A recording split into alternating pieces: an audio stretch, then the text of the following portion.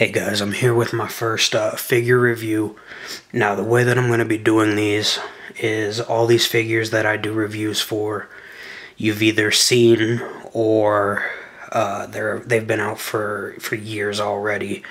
But I just kind of want to toss my 2 cents out there because I've picked all of them up with the intent of using them for the stop motion project.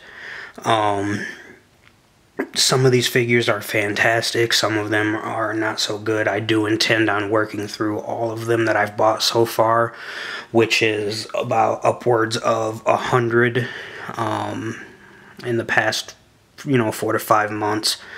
So it's going to take me a while to work through them, but I'm going to try to mix up the good and the bad as much as possible.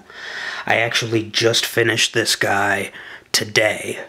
And so I kind of wanted to, or decided to start with him, because not only did I finish him today, but he is, for the most part, a very awesome figure. And I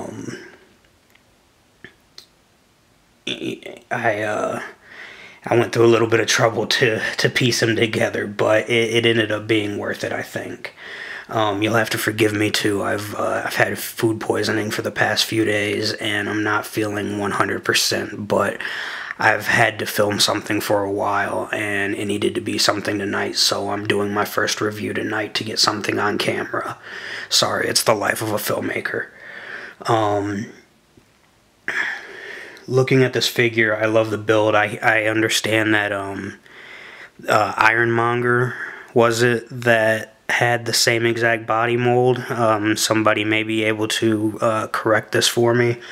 But another thing with these reviews that I do, I'm not going to go over like the articulation and stuff. You have a lot of reviewers online already doing that. There's no point in me pointing out exactly what 15 other people point out to you. But the overall, I like it. The body itself is very well balanced. I did do the one leg test, and after a little, finagling, I was able to eventually get him to stand on one leg, which I think is a great testament to a figure's balance. Of course, that's not really a position or a pose that you're ever going to use, but it does provide some semblance of balance to the overall figure for me. I do like that and this is the Build-A-Figure Mandroid, of course, since, you all know that anyways. But, excuse me.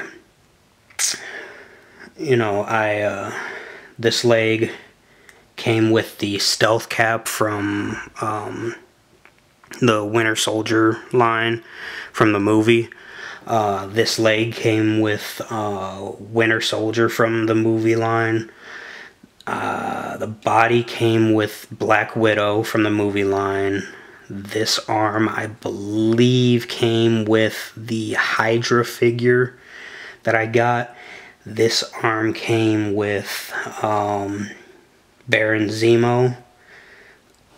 Either that order or flip them around one way or another. And the gun came with the body, and then the head came with the Marvel Now Captain America figure, which I have a friend about to take and customize for me into something very awesome. I can't wait to share that one with you guys before he appears in any stop motion projects. But I think this is awesome. It gives you a nice, array of weaponry. The gun's on the arm, the blade on this one, the gun on the shoulder, the overall bulk of the figure. It looks very threatening. It's going to be really useful to some of the plans that I have for it. It looks like a fun figure to put to use. And for my reviews as far as stop motion and stuff goes, I hope that, fellow artists as far as ACBA and so forth find use in these reviews as well. But it's got a great build, and it's got a great scale compared to the average. Let me see if I can grab one here. The average 6-inch figure.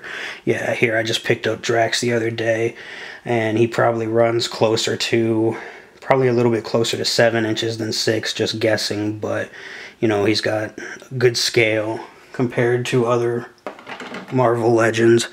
And it works. You know, the thing looks like it can do some damage, and that looks great on screen, which is of course important to all of us, right?